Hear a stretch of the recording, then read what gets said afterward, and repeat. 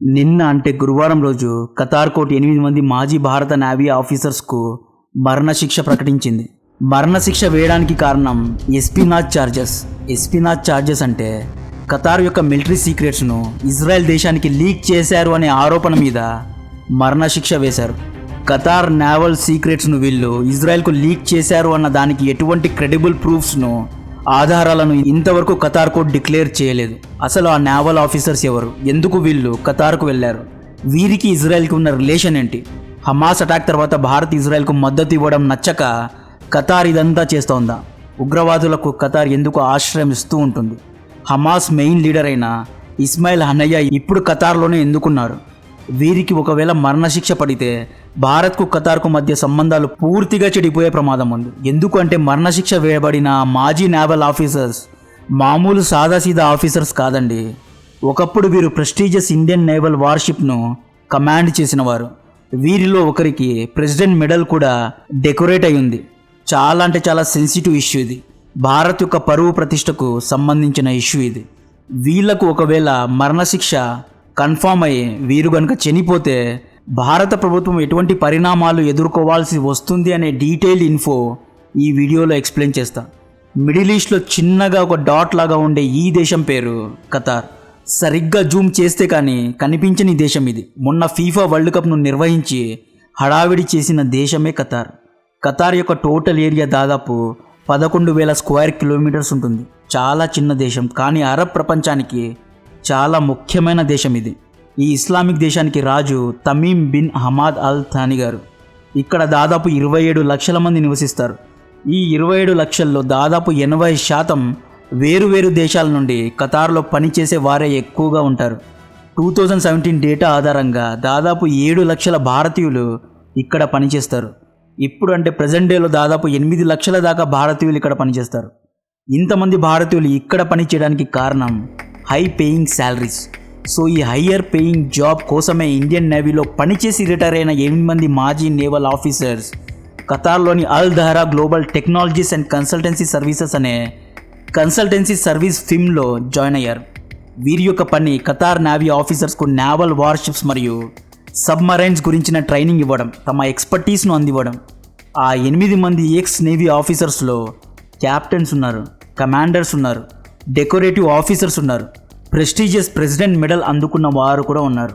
ఆ 8 మంది పేర్లు: captain Navtej Singh Gill, captain Birendra Kumar Verma, captain Saurabh Vashisht, commander Amit Nagpal, commander Purnendu Tiwari, commander Sugunakar Pakala, commander సజీవ్ గుప్తా అండ్ సైలర్ రాజేష్ అనే ఈ 8 మంది అక్కడ అరెస్ట్ అయ్యి మరణశిక్ష పొంది ఉన్నారు. సో ఈ 8 మంది ఒకప్పుడు ఇండియన్ నేవీలో పనిచేసి రిటైర్ అయిన తర్వాత ఖతార్లోని ఒక ప్రైవేట్ కంపెనీ అయిన అల్ దహరాలో ఉద్యోగానికి చేరారు. ఈ అల్ దహరా అనే కంపెనీకు ఖతార్ ఆర్మ్ ఫోర్సెస్కు మధ్య వ్యాపారపరమైన అగ్రిమెంట్స్ ఉన్నాయి. కాబట్టే ఈ Al Dahra company Qatar armed ఫోర్సెస్కు అంటే ఖతార్ మిలిటరీకు training and security services provide చేస్తూ ఉంటుంది. సెక్యూరిటీ సర్వీసెస్ అంటే ఖతార్ ఆర్మీకు సైనికులను ఇవ్వడం, సెక్యూరిటీ గార్డ్స్ను ఇవ్వడం, మ్యాన్ పవర్ సర్వీసెస్ను ప్రొవైడ్ చేయడం, కన్సల్టెన్సీ సర్వీసెస్ను, ట్రైనింగ్ సర్వీసెస్ను అందివ్వడం వంటివి చేస్తూ ఉంటుంది. ఈ కంపెనీకి ఓనర్ ఒక ఖతారీ దేశస్థుడు. ఇతని పేరు బయటకు రాలేదు. మామూలుగా గల్ఫ్ దేశాల్లో కంపెనీకి ఓనర్ అయ్యే హక్కు ఆ దేశంలోని ముస్లిం దేశస్థులకు మాత్రమే ఉంటుంది. పరాయి దేశస్థులకు కంపెనీ ఓనర్ అయ్యే హక్కు ఉండదు. ఒక కంపెనీలో పార్ట్నర్గా ఉండొచ్చు, కానీ ఓనర్షిప్ హబీబీల దగ్గరే ఉంటుంది. ఈ అల్ దహరా కంపెనీ యొక్క మేనేజింగ్ డైరెక్టర్ పేరు పూర్ణేందు తివారీ. మరణశిక్ష వేసిన ఆ 8 మందిలో ఇతను కూడా ఉన్నారు. ఈయనకే 2019లో ఇండియన్ గవర్నమెంట్ ప్రవాసీ భారతీయ సమ్మాన్ అవార్డు ఇచ్చి సత్కరించింది, ప్రెసిడెంట్ మెడల్ ఇచ్చింది. వీళ్ళు లాస్ట్ ఇయర్ ఆగస్ట్ వరకు ఖతార్ నేవీకు ఇటాలియన్ మేడ్ మిడ్జెట్ స్టీల్త్ సబ్మరైన్ను ఎలా ఇండక్ట్ చేయాలో ట్రైనింగ్ ఇచ్చేవారు. ఇక్కడి వరకు బాగానే ఉంది, సాఫీగా ఉంది. కానీ లాస్ట్ ఇయర్ ఆగస్టు 30వ తేదీన రాత్రి ఖతారీ పోలీసులు ఈ 8 మంది ఇళ్లకు వచ్చి వీళ్ళను సడన్గా అరెస్ట్ చేశారు. ఎందుకు అరెస్ట్ చేశారు అంటే వీళ్ళు ఖతార్ నేవీకు సంబంధించిన కొన్ని ఇన్ఫర్మేషన్ను, సెన్సిటివ్ డేటాను ఇజ్రాయెల్కు లీక్ చేశారు అన్న ఆరోపణ మీద వీళ్ళను అరెస్ట్ చేశారు. వీళ్ళతో పాటు అల్ దహరా కంపెనీ ఓనర్ అయిన ఆ ఖతారీని కూడా అరెస్ట్ చేశారు. అయితే ఆ ఖతారీను లాస్ట్ నవంబర్లోనే రిలీజ్ చేశారు. కానీ ఆ 8 మందిని అలాగే జైల్లో ఉంచుకున్నారు. వీరి అరెస్ట్ అనంతరం భారత ఎక్స్టర్నల్ అఫైర్స్ మినిస్టర్ అయిన ఎస్ జయశంకర్ గారు ఒక స్టేట్మెంట్ ఇచ్చారు. ఈ కేసు అనేది చాలా సెన్సిటివ్ కేసు అని, దీన్ని హై ప్రియారిటీలో పెట్టాము అన్నారు.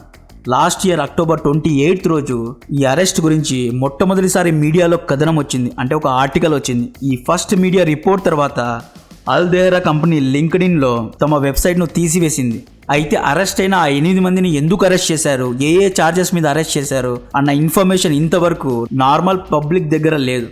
ఈవెన్ ఆ 8 మంది ఫ్యామిలీ మెంబర్స్ దగ్గర కూడా ఎందుకు ఛార్జెస్ వేశారు అన్న ఇన్ఫర్మేషన్ లేదు. ఈ 8 మంది ఇజ్రాయెల్కు ఎటువంటి ఇన్ఫర్మేషన్ లీక్ చేశారు, ఇన్ఫర్మేషన్ లీక్ చేసినట్లు ఆధారాలు ఉన్నాయా వంటి ఎటువంటి డీటెయిల్స్ ఇంతవరకు ఖతార్ అథారిటీస్ అఫీషియల్గా డిక్లేర్ చేయలేదు.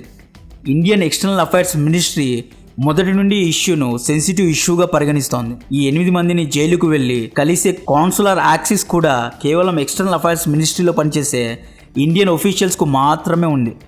వీళ్ళపైన వస్తున్న ముఖ్యమైన ఆరోపణలు, వీళ్ళు ఇజ్రాయెల్కు ఖతార్ యొక్క సబ్మరైన్ వార్షిప్ యొక్క ఇన్ఫర్మేషన్ను లీక్ చేశారు అని. ఖతార్ గురించి ఇజ్రాయెల్కు ఎందుకు తెలియాలి అంటే, ఇజ్రాయెల్ ఇంటెలిజెన్స్ ఏజెన్సీ అయిన మొసాద్ అరబ్ దేశాల్లోని అన్ని దేశాలపైన గూఢచర్యం చేస్తుంది, అంటే ఎస్పినాచ్ చేస్తుంది. ముఖ్యంగా అరబ్ దేశాల యొక్క మిలిటరీ పైన, నేవల్ ఫోర్సెస్ పైన, ఎయిర్ ఫోర్స్ పైన నిఘాను ఉంచుతుంది.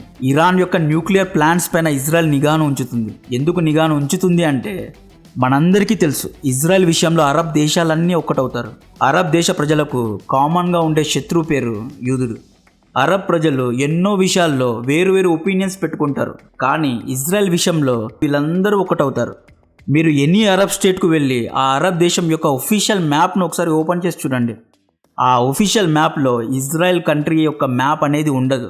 ఇజ్రాయెల్కు బదులు పాలస్తైన్ అని ఉంటుంది. అన్ని అరబ్ దేశాల్లాగే ఖతార్ కూడా ఇజ్రాయెల్ ఎగ్జిస్టెన్స్ను యాక్సెప్ట్ చేయదు.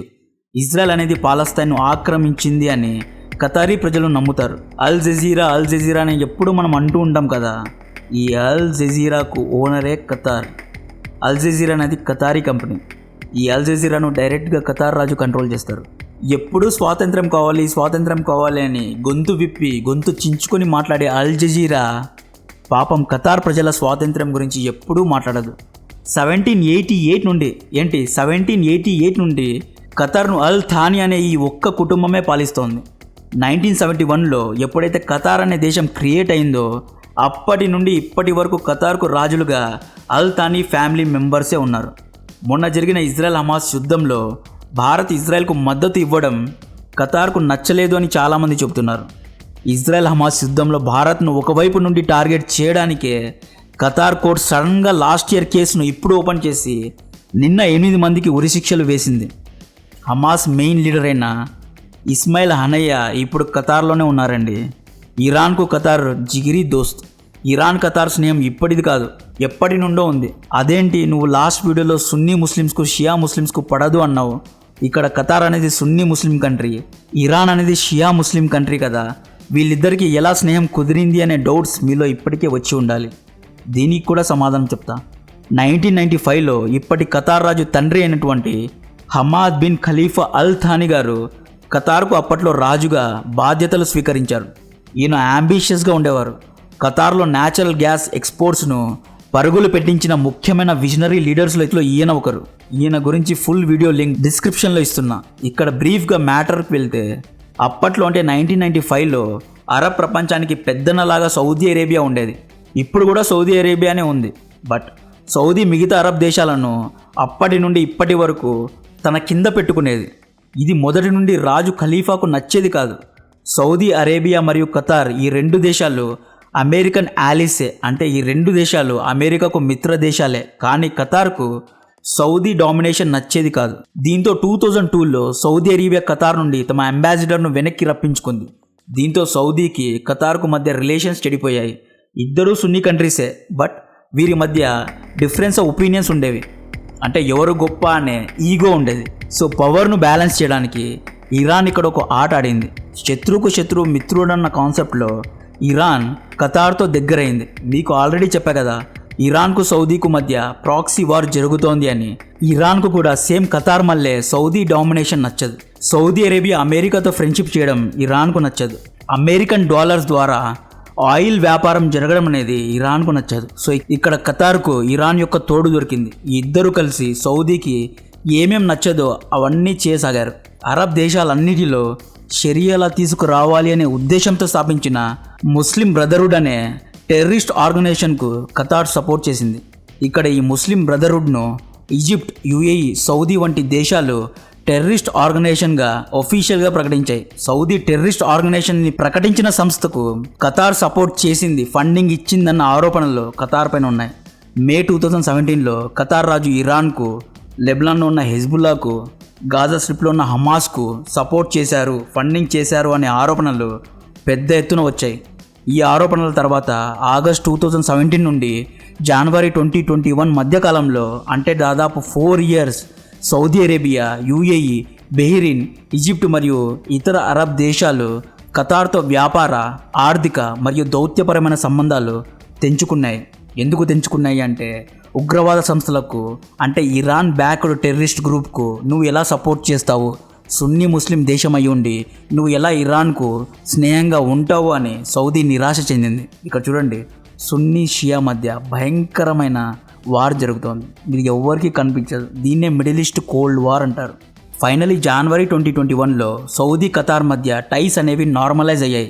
ఈ టైస్ నార్మలైజ్ అవ్వడానికి అమెరికా, కువైట్ దేశాలు ముఖ్య పాత్ర పోషించాయి.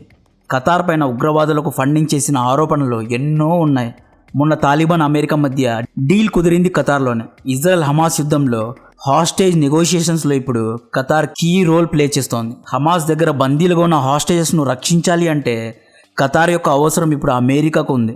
మొన్న హమాస్ నుండి 2 యుఎస్ సిటిజన్స్ రిలీజ్ అవ్వడంలో కూడా ఖతార్ కీ రోల్ అనేది ప్లే చేసింది. హమాస్ మెయిన్ పొలిటికల్ లీడర్ అయిన ఇస్మాయిల్ హనయ్య 2021 నుండి ఖతార్లోనే ఉన్నాడు. ఖతార్కు కావాల్సింది కూడా ఇదే. అమెరికా, యూకే, యూరోప్ వంటి దేశాలు తమకు సలాం కొట్టాలనేదే ఖతార్ రాజుకు కావాలి. మిడిల్ ఈస్ట్లో పెద్దన దేశంగా ఉండాలి అన్నదే ఇప్పటి ఖతార్ రాజు నాన్నగారి కోరిక, కళ అని ఇంతకుముందు చెప్పా కదా. ఈరోజు వాషింగ్టన్ పోస్ట్లో వచ్చిన ఆర్టికల్ చదవండి. US to revisit ties with Doha అని వచ్చింది. హమాస్ క్రైసిస్లో ఖతార్ సూపర్ ఫిక్సర్ రోల్ను ప్లే చేయబోతోందండి. సింపుల్గా చెప్పాలి అంటే అరబ్ ప్రపంచానికి పెద్దన్న రోల్ను ఖతార్ ఇప్పుడు తీసుకోవాలి అనుకుంటోంది. సో ఇంత జరుగుతున్న సమయంలో సడన్గా ఖతార్ 8 మంది ఇండియన్ నేవల్ ఆఫీసర్స్కు ఉరిశిక్ష వేసింది అంటే డెఫినెట్గా ఖతార్కు భారత్, ఇజ్రాయెల్కు మద్దతు ఇవ్వడం నచ్చలేదు అని చాలామంది చెబుతున్నారు. వీరిని ఆగస్ట్ 2022లో అరెస్ట్ చేశారు. వీరిని విడుదల చేయించాలి అని వీరి యొక్క ఫ్యామిలీ మెంబర్స్ ట్విట్టర్ ద్వారా, సోషల్ మీడియా ద్వారా అఫీషియల్గా భారత ప్రభుత్వానికి ఎన్నోసార్లు కోరారు. అపోజిషన్ పార్టీస్ కూడా పార్లమెంట్లో ఈ 8 మందిని విడుదల చేయించాలి అని కోరారు. సడన్గా వీరికి మరణశిక్ష వేసినందుకు భారత ప్రభుత్వాన్ని అపోజిషన్ పార్టీ లీడర్స్ అందరూ ప్రశ్నిస్తున్నారు. ఏఐఎంఐఎం చీఫ్ అసదుద్దీన్ ఓవైసీ గారు లాస్ట్ ఇయర్ ఆగస్ట్లోనే నేను ఈ విషయం గురించి రేస్ చేశాను. నరేంద్ర మోడీ గారిని వీరిని విడిపించాలి అని కోరాను, పార్లమెంట్లో కోరాను. ఇస్లామిక్ దేశాలన్నీ నరేంద్ర మోడీ గారికి జిగిరి దోస్తులు కదా, అటువంటప్పుడు ఎందుకు మోడీ గారు ఆ 8 మందిని విడుదల చేయించలేకపోతున్నారు అని ఓవైసీ గారు మోడీ గారిని టార్గెట్ చేశారు. ఇదే విషయం మీద కాంగ్రెస్ లీడర్ మనీష్ తివారీ కూడా తన ట్విట్టర్ అకౌంట్లో అసహనాన్ని ప్రదర్శించారు. కాంగ్రెస్ లీడర్ అయిన జయరాం రమేష్ గారు కూడా ఇదే విషయం మీద ప్రభుత్వాన్ని ప్రశ్నించారు. అపోజిషన్ పార్టీలు బీజేపీ పార్టీని స్పాట్లో పెట్టింది. వీరి మరణ శిక్ష అనంతరం ఇండియన్ ఎక్స్టర్నల్ అఫైర్స్ మినిస్ట్రీ ఇలా స్పందించింది. ఈ జడ్జిమెంట్ను విని షాక్కి గురయ్యాము అంది. మేము ఆ 8 మందిని రక్షించడానికి లీగల్గా వెళ్తాము, ఇంటర్నేషనల్ లాస్ యొక్క సహాయం కోరుతాము. ఈ ఇష్యూ అనేది చాలా కాన్ఫిడెన్షియల్ కాబట్టి దీని గురించి ఎక్కువగా డిస్కస్ చేయడం కరెక్ట్ కాదు అని ఇండియన్ ఎక్స్టర్నల్ అఫైర్స్ మినిస్ట్రీ చెప్పుకొచ్చారు. ఈ ఇష్యూ అనేది డిప్లొమసీ ద్వారా రిజాల్వ్ అవుతుంది. ఎందుకంటే ఇజ్రాయెల్ హమాస్ ఇష్యూను పక్కన పెడితే వేరే ఏ విషయంలో ఇండియాకు ఖతార్కు మధ్య డిఫరెన్సెస్ లేవు. ఖతార్లో దాదాపు 8 లక్షల ఇండియన్స్ పనిచేస్తున్నారు. ఖతార్ ప్రోగ్రెస్లో ఇండియన్స్ ముఖ్య పాత్ర పోషిస్తున్నారు. ఖతార్ నుండి ప్రతి ఇయర్ దాదాపు $7 బిలియన్ లిక్విడ్ న్యాచురల్ గ్యాస్ను మనం ఇంపోర్ట్ చేసుకుంటున్నాం. 2016లో మోడీ గారు ఖతార్ రాజు ఇన్విటేషన్ మీద ఖతార్కు వెళ్ళారు. 2015లో ఖతార్ రాజు ఇండియాకు వచ్చారు. 2 దేశాల మధ్య మంచి రిలేషన్స్ ఉన్నాయి కాబట్టి ఈ ఇష్యూలో ఒక సొల్యూషన్ అయితే వస్తుంది అనుకుంటున్నా. ఇక్కడ నాకు అర్థం కాని విషయం ఏంటి అంటే, ఏ ఒక్క గొడవ జరిగినా జై అని వచ్చే, పొలోమని వచ్చే ఆ హ్యూమన్ రైట్స్ వయలేటర్స్ ఎక్కడున్నారు? ఆ శాంతి దూతలు ఎక్కడ సచ్చారు? హ్యూమన్ రైట్స్ వయలేషన్ జరుగుతున్నాయి అని ఏడ్చి ఆ ఎక్స్ట్రీమ్ లిబరల్స్ ఎక్కడికి పోయారు? రండి, 8 మంది ఇండియన్ నేవల్ ఆఫీసర్స్కు ఉరిశిక్ష వేస్తున్నారు వితౌట్ ఎనీ చార్జెస్ను డిక్లేర్ చేయకుండా, ప్రూఫ్స్ను సమర్పించకుండా 8 మందికి ఉరిశిక్ష వేస్తున్నారు. ఇటువంటి సమయంలో మీరు రండి, ట్విట్టర్లో సోషల్ మీడియాలో ప్లకార్డ్స్ తీసుకొని రండి, మీ కన్సర్న్స్ని రేస్ చేయండి. ఖతార్ హ్యూమన్ రైట్స్ను వయలేట్ చేస్తోంది అని స్టేట్మెంట్స్ ఇవ్వండి. ఎక్కడ పోయినారు? హమాస్ ఇష్యూలో, సిరియా ఇష్యూలో బ్లాక్ లైఫ్ మ్యాటర్స్ అని బ్లాక్ బ్యాండ్లు వేసుకొని స్టేడియంల చుట్టూ తిరుగుతారు, రోడ్ల చుట్టూ తిరుగుతారు, పెద్దగా హడావిడి చేస్తారు. ఫార్మర్స్ ప్రొటెస్ట్ అని బ్లాక్ బ్యాండ్స్ వేసుకొని నిరాహార దీక్షలు ఎన్నో కథలు పడతారు. ఇప్పుడు ఎందుకు రారు? ఒక్కరంటే ఒక్కరు మాట్లాడడం లేదు. 8 మంది డెకరేటివ్ సోల్జర్స్ని, క్యాప్టెన్ కమాండర్ ర్యాంక్ సోల్జర్స్కి ఉరిశిక్ష పడితే ఇంతవరకు ఏ ఒక్క మానవతావాది యొక్క హృదయం కరగలేదండి. దీని గురించి మీరు ఒకసారి ఆలోచించండి. కాంటెంట్ నచ్చితే వీడియోను లైక్ చేయండి, ఛానల్ను సబ్స్క్రైబ్ చేసి అందరికీ షేర్ చేయండి. జై హింద్.